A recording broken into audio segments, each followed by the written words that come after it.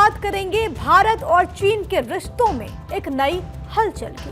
America से tariff पर तनाव के बीच चीन के विदेश मंत्री वांग यी ने आज प्रधानमंत्री नरेंद्र मोदी से उनके आधिकारिक आवास 7 लोक कल्याण मार्ग नई दिल्ली में मुलाकात की। उस वक्त की तस्वीर। यह मुलाकात इसलिए बेहद अहम है क्योंकि भारत और चीन अपने रिश्तों में तनाव कम करना चाहते हैं। यह बैठक उस वक्त हुई जब अमेरिका के राष्ट्रपति डोनाल्ड ट्रंप ने भारत पर 50% टैरिफ लगाया।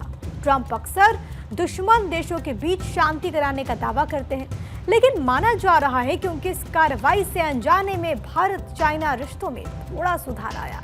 हालांकि पहलगाम आतंकी हमले के बाद हुए ऑपरेशन सिंदूर में चीन ने पाकिस्तान का साथ दिया, लेकिन अब नई दिल्ली और बीजिंग के रिश्तों में नरमी दिखी जा रही है। चीन के साथ तनाव के बाद हमारे रिश्तों की कड़वाहट काफी हद तक कम हुई है। दोनों देश के रिश्ते में सुधार हो रहा है और सीमा पर स्थिरता बहाल हो रही है। रिश्तों में सुधार के संकेत चीन के विदेश मंत्री वांग यी और एनएसए अजीत डोभाल के बीच मुलाकात के दौरान दिखाई दी। चीन के विदेश मंत्री वांग यी का भारत आना और सीधे एनएसए अजीत डोभाल से मुलाकात करना एक स्ट्रैटेजिक डायलॉग के संकेत माने जा रहे हैं। एनएसए अजीत डोभाल ने चीन के साथ रिश्तों के सुधार का जिक्र किया और ये भी बता दिया कि भारत अपनी संप्रभुता पर समझौता नहीं करेगा। इसके साथ ही दोनों देशों के बीच शांति और सौहार्द बना हुआ है। साथ ही द्विपक्षीय संबंध की मजबूती का भी जिक्र हुआ। There has been an upward trend. Borders have been quiet. There have been peace and tranquility. Our bilateral engagements have been more substantial.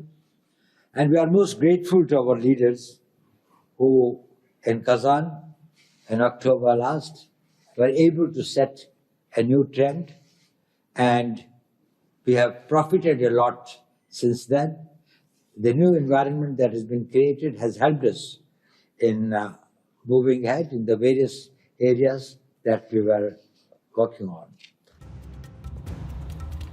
वहीं दूसरी तरफ चीनी विदेश मंत्री वांग यी ने भी एनएसए डोभाल की तारीफ करते हुए कहा कि भारतीय पक्ष के विशेष प्रतिनिधि के रूप में किए गए प्रयासों की सराहना करता हूं। अब द्विपक्षीय संबंधों में सुधार और विकास का एक महत्वपूर्ण अवसर हमारे सामने है। इस दौरान कई मुद्दों पर चर्चा हुई। चीन के विदेश मंत्री वांग यी ने इस बात पर भी जोर दिया कि पिछले साल के आखिर में विशेष प्रतिनिधियों की 23वीं दौर की बातचीत बहुत अच्छी रही।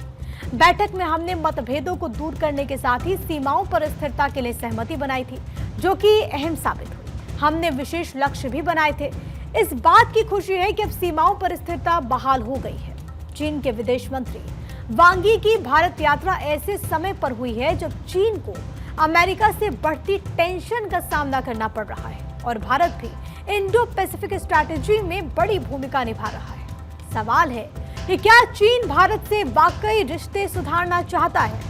भारत को लेकर चीन की सिर्फ रणनीतिक चाल है। यह मुलाकात सिर्फ कूटनीतिक औपचारिकता तो नहीं।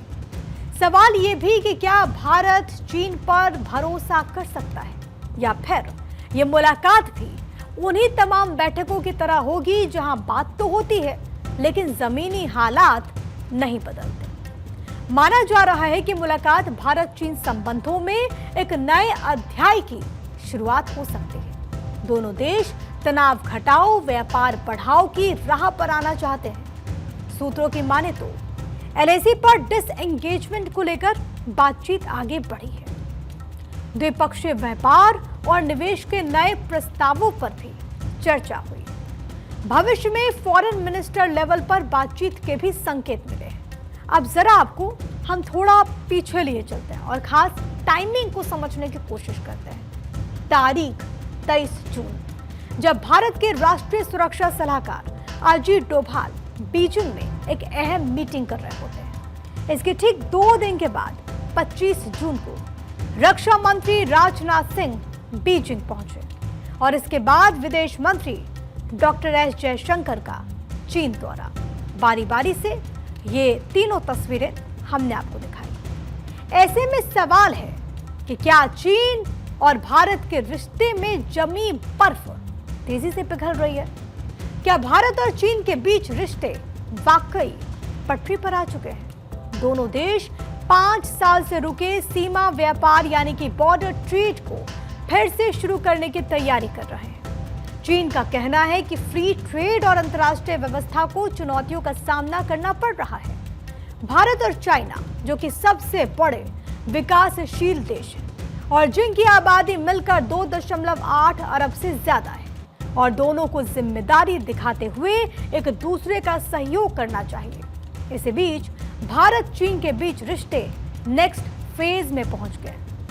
चीन ने भारत को उर्वरक, रेयर अर्थ मटेरियल और सुरंग खोदने वाली मशीनों की आपूर्ति बहाल करने का ऐलान किया। चीन का यह फैसला निश्चित रूप से भारत के लिए एक बड़ी कूटनीतिक जीत भी है। चीन के विदेश मंत्री वांग यी ने भारत के विदेश मंत्री एस जयशंकर को भरोसा दिया कि इन जरूरतों को पूरा किया जाएगा। चीन ने जुलाई की शुरुआत में भारत को जरूरी मशीनों और पार्ट्स की डिलीवरी पर रोक लगा दी थी। ये मशीनें और पार्ट इलेक्ट्रॉनिक्स और ऑटोमोबाइल जैसे सेक्टर्स के लिए बेहद जरूरी है। इसके अलावा भारत में आईफोन बनाने वाली कंपनी फॉक्सकॉन ने अपने 300 से ज्यादा चीनी इंजीनियर्स और टेक्नीशियंस को भारत से वापस बुलाने का निर्देश दिया था।